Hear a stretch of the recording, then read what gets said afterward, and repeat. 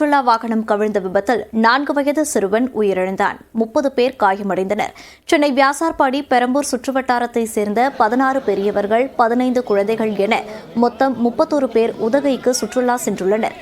மே 1ஆம் தேதி மேட்டுப்பாளையம் சென்ற அவர்கள் அங்கிருந்து ஏற்கனவே ஆன்லைன் மூலம் பதிவு செய்த சுற்றுலா வாகனத்தில் உதகைக்கு சென்றுள்ளனர். உதகையை சுற்றி பார்த்துவிட்டு நேற்று மாலை மேட்டுப்பாளையம் திரும்புவதற்காக சுற்றுலா வாகனத்தில் வந்து கொண்டிருந்த போது கோத்தகிரி மேட்டுப்பாளையம் சாலையில் பவானிசாகர் அணை காட்சி முனை அருகே சாலையோர பள்ளத்தில் வாகனம் கவிழ்ந்து விபத்துக்குள்ளானது. இதில் வாகனத்தில் இருந்த ஓட்டுநர் உள்பட 32 பேர் பலத்த காயமடைந்தனர். அவர்களை மீட்டு மேட்டுப்பாளையம் மற்றும் கோவை அரசு மருத்துவமனையில் சிகிச்சைக்காக அனுமதித்தனர்.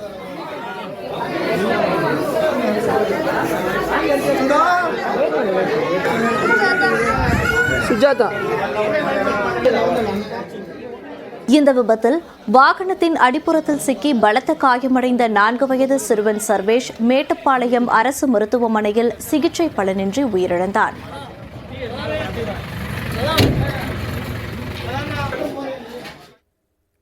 சென்னை கொல்லம் ரயிலில் சென்ற கர்ப்பிணி தவறி விழுந்து உயிரிழந்த சம்பவத்திற்கு ரயிலின் அபாய சங்கிலி வேலை செய்யாததே காரணம் என உறவினர்கள் குற்றம் சாட்டிய நிலையில் அனைத்து ரயில்களிலும் பாதுகாப்பு அம்சங்களை ஆய்வு செய்ய ரயில்வே உத்தரவிட்டுள்ளது.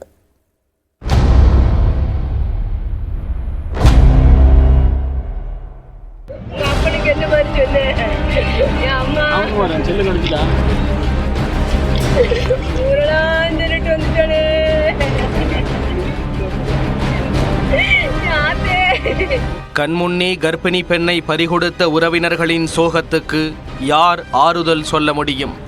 அபாய சங்கிலி மட்டும் வேலை செய்திருந்தால் இளம் பெண் உயிரிழந்திருக்க மாட்டார் என்று கூறப்படுவது ரயில்வே பாதுகாப்பு அம்சங்கள் மீது அடுக்கடுக்கான கேள்விகளை எழுப்பியுள்ளது.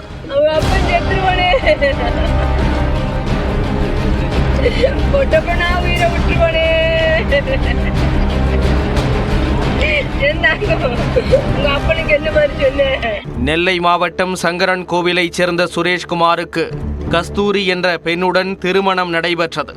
7 மாத கர்ப்பிணியான கஸ்தூரிக்கு மே 5ஆம் தேதி வளைகாப்பு நடத்த குடும்பத்தினர் திட்டமிட்டதை அடுத்து சென்னையில் இருந்து கொல்லம் எக்ஸ்பிரஸ் ரயிலில் கணவர் மற்றும் உறவினர்களோடு பயணித்துள்ளார். விருத்தாச்சலம் அடுத்த பூவனூர் அருகே ரயில் சென்று கொண்டிருந்த போது கஸ்தூரிக்கு வாந்தி வந்துள்ளது.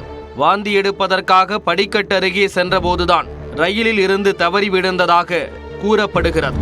உடனே ரயிலை நிறுத்த அபாய சங்கிலியை பிடித்து உறவினர்கள் இழுத்தாலும் அபாய சங்கிலி வேலை செய்யவில்லை என கூறப்படுவதுதான் துயரத்திலும் துயரம். அந்த இது மட்டும் நின்றுச்சுன்னா அது கொடுத்த செகண்ட்ல எடுத்தோம்னா ஒரு 5 நிமிஷத்துக்கு வச்சு தேடி பிடிச்சி உடனே காப்பாற்றிக்கலாம். கொஞ்சமாச்சு அடிபட்டிருக்கும், ஒரு மூச்சு கிணறு இருக்கும்ல, அந்த ஒரு ஹாஸ்பிட்டல் கூட்டு போனால் கொஞ்சமாச்சு காப்பாற்றிருக்கலாம். நேரமாச கர்ப்பிணி. இதையடுத்து எஸ்டன் பெட்டியில் இருந்த அபாய சங்கிலியை பிடித்து ரயில்வே காவலர்கள் இழுக்க 10 நிமிடம் கழித்து ரயில் நின்றுள்ளது. பதைபதைப்புடன் கும்மிருட்டில் ஓடிய உறவினர்களால் கஸ்தூரியை மீட்க முடியாததால் 10 நிமிடத்தில் கொல்லம் விரைவு ரயிலும் புறப்பட்டு விட்டது.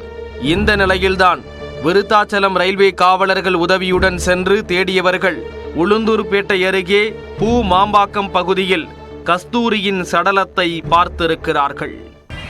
ஒரு 6-7 கிலோமீட்டர் தள்ளி வண்டி போயிடுச்சு. அப்போ தான் வண்டி நின்றுச்சு. நின்று கீழே என் பொண்ணு கீழே விழுந்த உடனே ஒரு 2 கிலோமீட்டர் தள்ளி போயிருந்தா கூட என் பொண்ணை காப்பாற்றுக்க கொஞ்சம் சான்ஸ் கிடைச்சிருக்கும். உடலை மீட்ட போலீசார் விருத்தாச்சலம் அரசு மருத்துவமனைக்கு அனுப்பி வைத்தனர். உடற்கூராய்வு முடிந்து உடல் ஒப்படைக்கப்பட்டது. ஆனால் உறவினர்கள் உடலை வாங்க மறுத்த நிலையில் உரிய விசாரணை நடத்தப்படும் என ரயில்வே நிர்வாகம் தெரிவித்ததை அடுத்து உடல் பெற்றுக்கொள்ளப்பட்டது. இதனைத் தொடர்ந்து விருத்தாச்சலம் ஆர்டிஓ சையத் கஸ்தூரியின் உறவினர்களிடம் விசாரணை நடத்தினார். இந்நிலையில் ரயில் கதவு சாத்தப்பட்டிருந்தால் கஸ்தூரி உயிரிழந்திருக்க மாட்டார் என்று கடலூர் ரயில்வே டிஎஸ்பி செந்தில்குமார் தெரிவித்தார். சாத்திட்டு சேஃப்டியா பாத்ரூம் போயிருந்தாங்கன்னா அந்த நிகழ்வு நடந்திருக்காரு. இந்த கணவரும் முன்னே திடீர்னு திரும்பி பார்க்குறாரு. ஒரு செகண்டில் அவ்வளோ ஃபாஸ்ட்டில் நடக்குது. கர்ப்பிணி பெண் ரயிலில் இருந்து தவறி விழுந்து பலியான சம்பவத்துக்கு வருத்தம் தெரிவித்துள்ள தெற்கு ரயில்வே விசாரணை நடைபெறுவதாக விளக்கம் அளித்துள்ளது. ரயில்களில் பயணிகளின் பாதுகாப்பை உறுதி செய்யவும் பாதுகாப்பு உபகரணங்கள் செயல்படுகிறதா எனவும் விசாரணை நடைபெற்றுக் கொண்டிருப்பதாக தெரிவித்துள்ளது. அனைத்து ரயில்களிலும் பாதுகாப்பு அம்சங்கள் சரிவர இயங்குகிறதா என கண்காணிக்கவும் உத்தரவு பிறப்பிக்கப்பட்டுள்ளதாக தெற்கு ரயில்வே தெரிவித்துள்ளது.